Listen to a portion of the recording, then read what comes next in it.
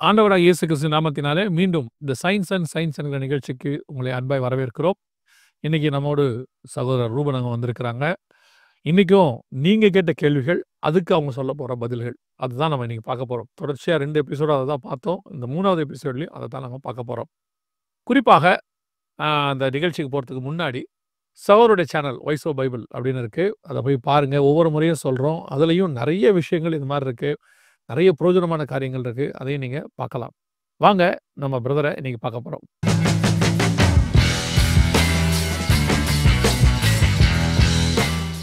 Praise the Lord brother. Praise the Lord. எப்படி இருக்கீங்க? நல்லா இருக்கேன். நீங்க எப்படி இருக்கீங்க? காட்ஸ் கிரேஸ் நல்லா போயிட்டுருக்கோம். இந்த கேள்வி பதில் செக்ஷன் நல்லா போயிட்டுருக்கு கர்த்தருடைய கிருபையினால. கடைசி 2 எபிசோடா நான் வந்தேன். அதுக்கு முன்னாடி நான் வரல. அது 2ம் எனக்கு ரொம்ப பிரயோஜனமா இருந்துச்சு. யூஸ்ஃபுல்லாவும் இருந்துச்சு. ஆ நீங்க கமெண்ட்ஸ், கேள்விகள், பதில்கள் எல்லாம் உங்களுக்கு வந்துட்டு இருக்கு. நீங்க தான் எல்லா பதில்களும் பார்த்துட்டு இருக்கீங்க. எப்படி இந்த கேள்விகள் எல்லாம் உங்களுக்கு ஃபீல் பண்றீங்க இப்ப நீங்க?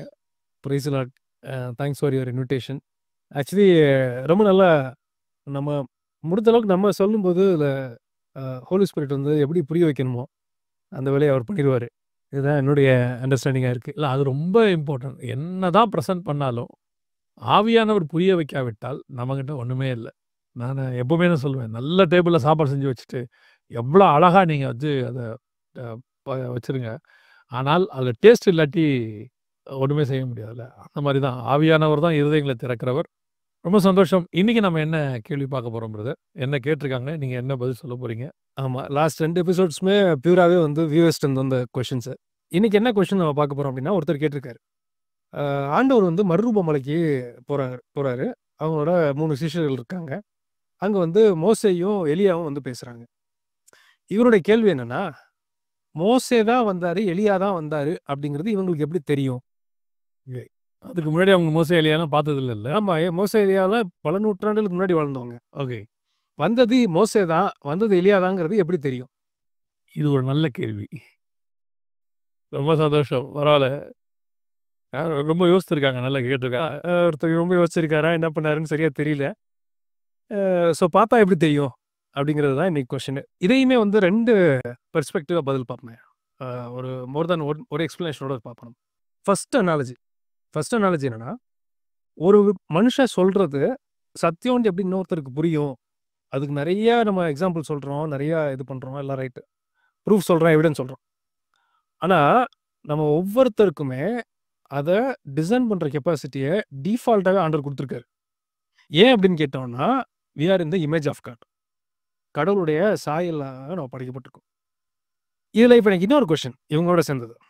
நான் கேட்குறேன், ஒருத்தர் ஹெவனுக்கு போறாரு, கிறிஸ்து இவர் தான் எப்படி தெரியும்? இதுவும் நல்ல கேள்விதான். மோசே எலியா விடுங்க, அவங்க தெரிஞ்சாலும் பிரச்சனை இல்லை, தெரியாட்டினாலும் பிரச்சனை இல்லை. இவர் தான் இயேசுன்னு எப்படி தெரியும்? இவங்க என்ன நம்பிக்கையில இருக்காங்கன்னா, நாங்க அடிக்கடி மெசேஜ்ல சொல்றோம். என்ன நம்பிக்கையில இருக்காங்கன்னா, இவங்க ஒரு இமேஜ் இங்க வச்சிருக்காங்கல்ல.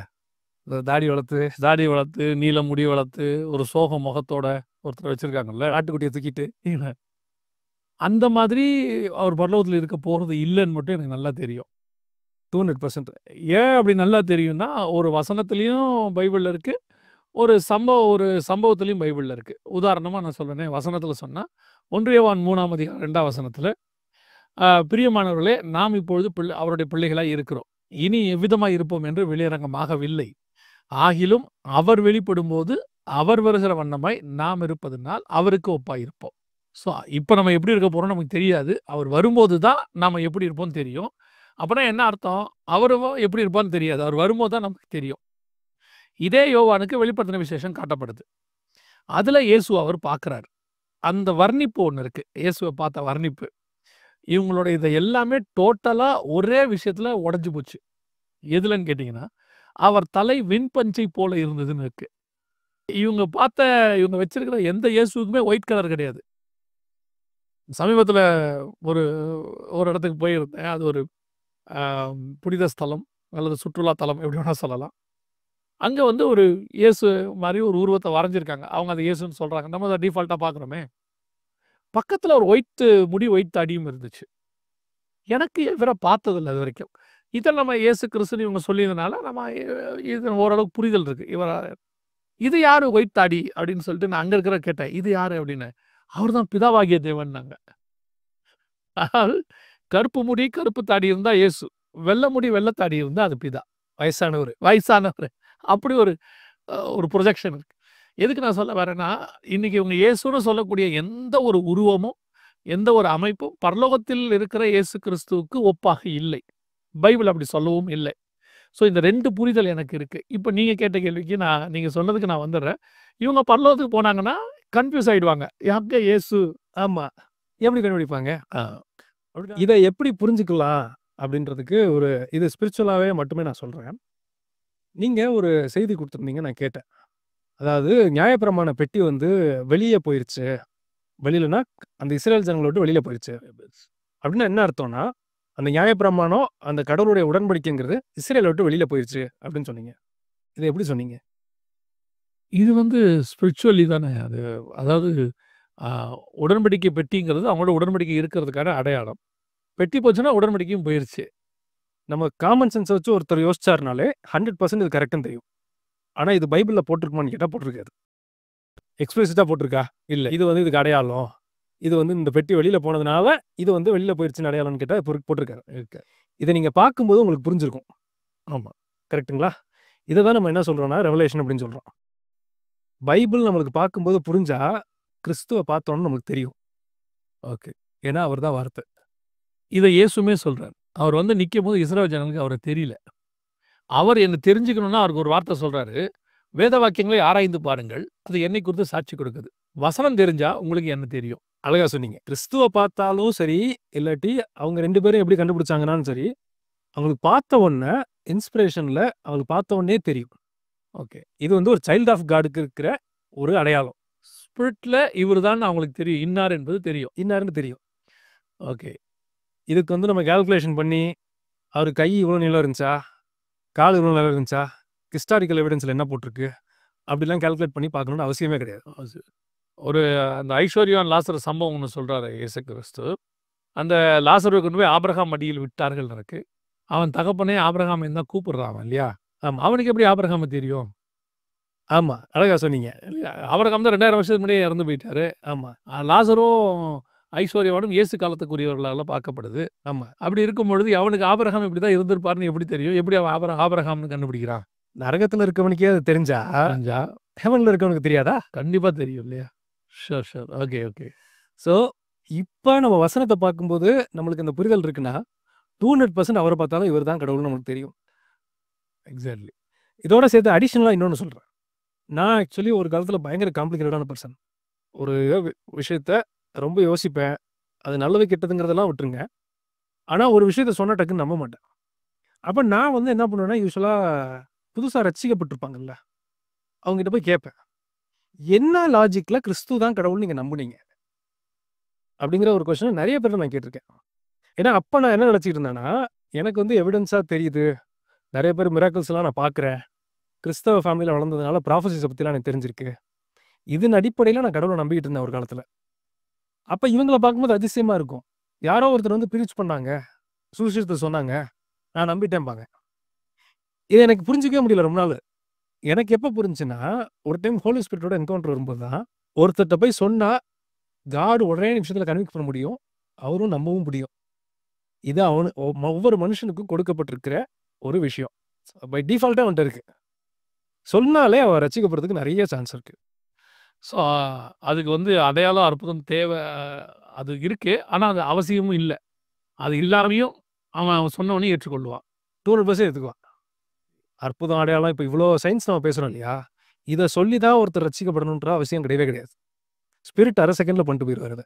ஆமாங்க. அது பல நேரங்கள்ல நான் பார்த்துருக்கிறேன். என்னன்னு கேட்டீங்கன்னா, ஒருத்தர்ட்ட உட்காந்து நம்ம என்னென்னோ காரியங்கள் எவிடன்ஸ் எல்லாத்தையும் உட்காந்து பேசினாலும், அப்படியே இந்த பரிசேயர், சதுசேயர் மாரி அப்படியே உட்காந்து கேட்டு, இன்னொரு நாள் கேட்கலான்ட்டு போயிடுவாங்க. வேற ஏதாவது கொஸ்டினோட வருவாங்க. வேற ஏதாவது கொஸ்டினோட வருவாங்க. சில நேரத்தில ஒண்ணுமே இருக்காது. ஒரு துண்டு ட்ராக்ஸ் பாதி தான் இருக்கும். அத படிச்சு ரட்சிக்கப்பட்டவங்க இருக்காங்க. பெரிய பெரிய சயின்ஸா வந்திருப்பாங்க அவங்க. ஆட்டோவுக்கு பின்னாடி எழுதியிருக்குல்ல, அத பார்த்து ரட்சிக்கப்பட்டவங்கலாம் இருக்காங்க. ஸோ இப்போ அந்த புரிதல், இயேசுவை அறிதல் என்பது அ ஆதாரங்களோடு தான் அவசியம் அப்படின்னு இல்ல. அது வந்து ஆண்டவரே அதுல அந்த மாற்றத்தை உள்ளே கொண்டு வர வல்லமை உள்ளவரா இருக்கிறார். அந்த கன்விக்ஷன அவரே கொண்டு வந்துர முடியும். ஓகே. நீங்க சொன்னக்கூடிய அந்த காரியத்தை பார்த்தபோது, ரட்சிப்புக்கு வந்து தேவன் எவன் இருதயத்தை திறக்கிறாரோ அவனுக்கு ரட்சிப்பு வந்துரும். ஈஸியா வந்துரும். யாருக்கு என்ன புரியணும்னு நினைக்கிறாரோ அது அவர் புரிஞ்சிடும். ஒரு இடத்துல வசனம் இருக்கு. தேவன் எவனுக்கு தன்னை வெளிப்படுத்த நினைக்கிறாரோ, தேவன் இயேசு அவருக்கு அவரை வெளிப்படுத்துகிறார்ன்னு இருக்கு. ஸோ அவர் வெளிப்பாடு குடுக்கணும்னு சொல்லிட்டாருன்னா, அவனுக்கு அது தெரிஞ்சு போயிடும் அவன் தான்ட்டு. அதுக்கு எந்த ப்ரூஃபும் அவசியப்பட வேண்டிய அவசியமே இருக்காதுன்னு நான் நினைக்கிறேன். இல்லையா? இவ்வளோலாம் நம்ம எக்ஸ்ப்ளனேஷன் சயின்ஸ்லன்னு சொல்லணும்லாம் அவசியம் இல்ல. இது நம்ம ஆசைப்பட்டு ஆண்டவருக்கு ஏதோ செய்யணும்னு நினைக்கும்போது ஆவியானவர் அதுக்கு உதவி செய்றாரு. இது மூலமும் வருவாங்க. இது மூலமா தேடல் வரும். தேடும்போது கண்டுபிடிச்சுருவாங்க. இது விசுவாசத்தை தூண்டும். அவ்வளோதான். ஆனா ரட்சிப்பு கர்த்தரால தான் வரும். அது விசுவாசத்தின் அடிப்படையில தான் ரட்சிப்பு வரப்போகுது. ரொம்ப சந்தோஷம் பிரதர். இந்த கேள்விக்கு பதில் ரொம்ப சிம்பிளாவும் ஆனா சூப்பராவும் இருந்தது. இப்போ வேற என்ன கேள்வி? அடுத்து எதுவும் கேள்வி இருக்கா அதுல? ஆமா. இப்ப நம்ம பார்க்க போறது ரொம்ப ரொம்ப முக்கியமான கொஸ்டின். இதுதான் வந்து ட்ரைலமான்னு சொல்லுவாங்க. எந்த நெறைய சயின்டிஸ்ட் பேசி நான் கேட்டிருக்கேன். இந்த கொஸ்டின் இல்லாம ஒரு எவல்யூஷன் பேசுறவங்க ஒரு செஷன் முடிச்சத நான் பார்த்ததே இல்ல. என்ன கொஸ்டின்னா, அது கிளாசிக் கொஸ்டின். கடவுள் என்பவர் ரொம்ப நல்லவர்ன்னு நீங்க சொல்றீங்க. அப்படி நல்லவர் இருக்க பட்சத்தில் ஏன் உலகத்துல ஈவில் இருக்கு? ஏன் உலகத்துல தீமை இருக்கு? இந்த கேள்வி காலகாலமாக சமீபத்துல கூட எனக்கு தெரிஞ்ச ஒருத்தர் இந்த கேள்விய கேட்டாரு. என்கிட்ட கேட்கல. டிபேட்டோ அல்லது ஏதோ ஒரு டாக் ஷோலயோ அவர் பேசிட்டு இருக்கும்போது, அவர் கேட்ட கேள்வி.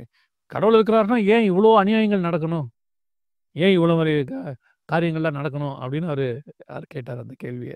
ஆமா. இதுல ஒரு விஷயம் என்னன்னா, இது சயின்டிஃபிக் கொஸ்டினே கிடையாது. ஆனா இந்த கொஸ்டின புடிச்சுக்கிட்டு நெறைய பேர் சயின்ஸ் பேசுறவங்க பேசுவாங்க. இதுல எதுக்கு நான் சொல்றேன்னா, அவங்களுக்கு எதெல்லாம் தேவையோ, அது சயின்ஸுக்குள்ளேயோ வெளியோங்கிறதெல்லாம் பிரச்சனை இல்ல. அவங்க பிரசன்ட் பண்றது சயின்டிஸ்ட்டா பிரசன்ட் பண்ணுவாங்க. ஆனா இது பிலாசபிக்கல் கொஸ்டின். இத வச்சுட்டு அவங்க வாதாடுவாங்க. நம்ம அவங்கள எப்படி புரிஞ்சிருப்போம்னா, இவங்கலாம் சயின்டிஸ்ட்டு. சயின்ஸ் தான் அவங்களுக்கு தெரியும். இந்த மாரி தீம்ல அவங்க அண்டர்ஸ்டாண்ட் பண்ணி வச்சிருப்போம். ஆனா இந்த மாரி கொஸ்டின் அவங்க கேட்பாங்க. இவன் கேட்கறது பிலாசபி கொஸ்டின். வேற ஃபீல்டு. ஆமா. இது அவங்க சயின்டிஃபிக் கிடையாதே. சயின்ஸுக்கு நன்மை என்ன, தீமை என்னன்னு தான் தெரியாதுல்ல. நியாயப்படி அவங்க சயின்ஸ் பேசிஸ்ல தான் 100% நான் கேட்பேன் அப்படின்னா, இந்த கொஸ்டின அவங்க கேட்கக்கூடாது. இது வந்து நம்முடைய மனயியல் சம்மந்தப்பட்ட ஒரு விஷயம். மனித சார்ந்த அறிவியல் சம்மந்தப்பட்டது இல்ல அது. கிடையாது. ஓகே. ஸோ இந்த கொஸ்டின் நெறைய பேர் கேட்பாங்க. இந்த கொஸ்டினுக்கு போறதுக்கு முன்னாடி ஒண்ணு சொல்றேன். இது பேஸ்ட் ஆன் அன் அசம்ப்ஷன். என்ன அசம்ப்ஷன்னா, உலகத்துல ஈவில் இருக்குன்னா இவங்க என்ன சொல்ல வராங்கன்னா, காட் தான் அத்தனை ஈவிலுக்கும் காரணம்னு சொல்ல வராங்க. கரெக்ட்டுங்களா? இந்த மாரி கேள்வி நெறைய இருக்கு. ஆமா. உலகத்துல ஈவில் இருக்கு. காட் இருக்காருன்னு சொல்றீங்க. அப்படி பட்சத்தில் காட் தான் அந்த ஈவிலுக்கும் காரணம். சாத்தானே அவர் தானே படைச்சாரும்பாங்க அடுத்து. அந்த கேள்வி அத ஒண்ணு கேட்பாங்க அவங்க. இது நெறைய இருக்கு. என்னைய பொறுத்தளவுக்கு என்னோட பெர்சனல் ஒப்பீனியன், அப்பாலஜெட்டிக்ஸ்ல ஈவன் சம்டைம்ஸ் ஒரு ஒரு டிபேட்ட வின் பண்றது முக்கியம் கிடையாது. அவங்கள திங்க் பண்ண வைக்கணும். திங்க் பண்ண வச்சுட்டு, அதுல ஒரு 2 பேர் ரட்சிக்கப்பட்டாங்கன்னா, அதுதான் மிகப்பெரிய ஒரு சக்சஸ். நம்முடைய நோக்கம் வந்து வெற்றி தோல்வி அல்ல. ஆமா. நான் வந்து ஒரு ஆர்குமெண்ட் சொல்லிட்டேன் பார்த்தீங்களா? நான் வந்து அவங்க வாய் பேச முடியாத அளவுக்கு ஆக்கிட்டேன். அது முக்கியம் கிடையாது. அவங்கள யோசிக்க வச்சு, அவங்க யோசனையில இருக்க பிரச்சனை என்னங்கிறத அவங்க உணர்த்தி, அது மூலமா ஒரு 2 பேர் ஆண்டவருக்குள்ள வந்துட்டாங்கன்னா, அதான் மிகப்பெரிய சக்சஸ். Price God. சரி, இப்ப இந்த கொஸ்டினுக்கு வருவோம். இதுக்கு இப்ப நம்ம வேற ஏதாவது ஆன்சர் சொன்னோம்னா, ஒருவேளை உலகத்துல பாவம் இருக்கு அப்படிங்கிற மாரி நம்ம ஆன்சர் சொன்னா என்ன கொஸ்டின் வரும் அடுத்தது? ரொம்ப உணர்வுபூர்வமா அவங்க கேட்பாங்க. குழந்தைகள் வரிக்கவில்லையா? அதுங்க என்ன பாவம் செஞ்சுச்சு? இது வந்து ஒரு உணர்ச்சி வசப்பட வைக்கிற ஒரு கேள்வி. சாதாரண ஆள் கூட இத கேட்கும்போது என்ன வந்துருவாருன்னா, ஒரு மாரி கொஞ்சம் ஒரு உணர்ச்சி வசப்பட்டு ஒரு ஸ்டேட்டுக்கு வந்துருவாரு. இப்ப இதுக்கு நான் என்ன பண்ண போறேன்னா, அந்த ஆஸ்பெக்ட்குள்ளேயே போகல. நான் இன்னொரு டைமென்ஷன்ல இவங்கள திங்க் பண்றதுக்கு நம்ம உதவி செய்றோம். அத வச்சு திங்க் பண்ணா இவங்க திங்கிங்ல என்ன ப்ராப்ளம்னு சொல்லலாம். உலகத்துல நெறைய ஈவில் இருக்கு. உலகத்துல நெறைய கேடான, தீமையான சம்பவங்கள் நடக்குது. நீங்க காட் இருக்குன்னு சொல்றீங்க. அப்ப அந்த தீமைக்கு காட் தானே காரணம் அப்படின்னு கேட்கறாங்கல்ல. நான் இன்னொன்னு கேட்கிறேன். உலகத்துல நெறைய நன்மை இருக்குல்ல. உலகத்துல எக்கச்சக்க நன்மை மனுஷங்க சந்தோஷப்படுறதுக்கு இருக்குல்ல. அப்படின்னா அதுக்கும் காட் தானே காரணம். காரணமா இருந்தாகணும். அந்த கருத்து அப்படின்னா இதுவும் அப்படியா தான் இருக்கணும். இவங்க என்ன சொல்றாங்க? உலகத்துல அவ்வளோ இது இருக்கு, ஆக்சிடென்ட் நடக்குது. கேடு இருக்கு, இழப்பு இருக்கு, நஷ்டம் இருக்கு. நஷ்டம் இருக்கு இல்லன்னு சொல்லல. அதுக்கு காட் தான் இவங்க காரணம்னு சொல்ற பட்சத்தில், உலகத்துல ஆசீர்வாதம் அத்தனை இருக்குல்ல. அதுக்கும் அவர் தானே காரணம். கண்டிப்பா. ஆனா, இத பேசுறாங்கல்ல, செகண்ட் பாயிண்ட்ட ஏத்துக்கிட்டு காட மகிமைப்படுத்திருவாங்களான்னு கேட்டா மாட்டாங்க. உடனே இவங்க என்ன சொல்லிருவாங்கன்னா, நாங்க தான் 2மே இல்லங்கிற மேம்பாங்க. அப்படின்னா அந்த கொஸ்டினே வரக்கூடாது. ஓகே. அப்படின்னா அந்த ஈக்குவேஷன் என்ன ஆயிரும்னா இன்ஸ்டேபிள் ஆயிரும். ஒருவேளை காட் எல்லா ப்ராப்ளத்துக்கும் காரணங்கிற பட்சத்தில் ஆசீர்வாதத்துக்கும் அவர் தான் காரணங்கிறத அவங்க நம்பணும். ஆனால் அதை நம்ப மாட்டாங்க. ஒரு சின்ன எக்ஸாம்பிள் சொல்கிறேங்க. ஒரு ஆக்சிடென்ட்ல ஏதோ ஒரு விபத்து நடந்து ஏதோ ஒரு கேடு நடந்தது. அவங்க கேட்குறாங்க, காடுன்னு ஒருத்தர் நல்லவர் இருந்தா ஆக்சிடென்ட் நடக்காமல் காப்பாற்றிருக்கலாம்ல அப்படின்னு கேட்பாங்க. ஒருவேளை ஒருத்தர் அடிப்பட தெரிஞ்சு கீழே விழுக போய் அவர் வந்து கீழே விழாமல் தப்பிச்சிட்டாருன்னு வச்சுக்கோமே விபத்தில், அங்கே இவங்க யாரும் காடு காப்பாற்றினாருன்னு சொல்ல மாட்டாங்க. பயங்கர லக்குங்க அந்த ஆள் தப்பிச்சிட்டான். கரெக்டுங்களா? தீமைக்கு அவர் தான் காரணம்னா காப்பாற்றப்பட்டதுக்கும் அவர் தானே காரணமாக இருக்கணும். ஆனால் அந்த யோசனை நம்மளுக்கு வராது. இதுலேருந்து நம்ம என்ன சொல்ல வரேன் அப்படின்னா, இந்த கொஷினோ ஆன்சரோ ப்ராப்ளம் கிடையாது. இதில் என்ன ப்ராப்ளம்னா, ஏதோ ஒரு கேடு நடக்குது. கேடு நடக்கும்போது யாரையாவது நம்ம திட்டணும்னு தோணுது. நம்மளுக்கு மூஞ்சிக்கு முன்னாடி வந்து நிற்கிற ஒரு காடு. பழைய தூக்கி அவர் மேலே போட்டுறது. ஒரு சின்ன எக்ஸாம்பிள் பார்ப்போம்னா, பையன் மிஸ்ஸுக்கிட்ட அடி வாங்கியிருப்பான். மிஸ்ஸுக்கிட்ட திரும்ப இவனால் எதுவும் செய்ய முடியாது ஸ்கூலில். வீட்டில் வந்தோன்னா அம்மாவை திட்டுவான், பார்த்துருக்கீங்களா? இதில் நான் வேற ஒன்று சொல்கிறேன். கணவர் மனைவியை திட்டிடுவார். திடீர் ஆஃபீஸ் போயிடுவார். மனைவி பிள்ளைங்கிட்ட எரிச்சல் அடைவாங்க. எல்லாத்தையும் தூக்கி போட்டு தூக்கி அடிப்பாங்க. ஆமாம், பசங்க ஒன்றும் பண்ணியிருக்காது. அதான் நடக்கும். அழகாக நீங்கள் சொன்னீங்க. அதே மாதிரி இப்போ நீங்கள் இன்னொரு டைமென்ஷன் நீங்கள் சொன்னது, வேலை பார்க்குற இடத்துல ஒருத்தருக்கு பிரச்சனை இருந்திருக்கும். அங்கே எதுவும் செய்ய முடியாது. உடனே இவர் என்ன பண்ணுவார்னா வீட்டில் வந்து திட்டுவார். ஸோ இது நம்மளுடைய கோவத்தை வெளிப்படுத்தணும். மனிதனுடைய இயல்பு. மனிதனுடைய இயல்பு. இன்னொரு நல்ல கிளாசிக் எக்ஸாம்பிள் சொல்லணும்னா, நீங்கள் பார்த்துருப்பீங்க, வண்டியை ஒருத்தர் ஓட்டிட்டு போவார். அவர் ஏதாவது தப்பு பண்ணியிருப்பார்.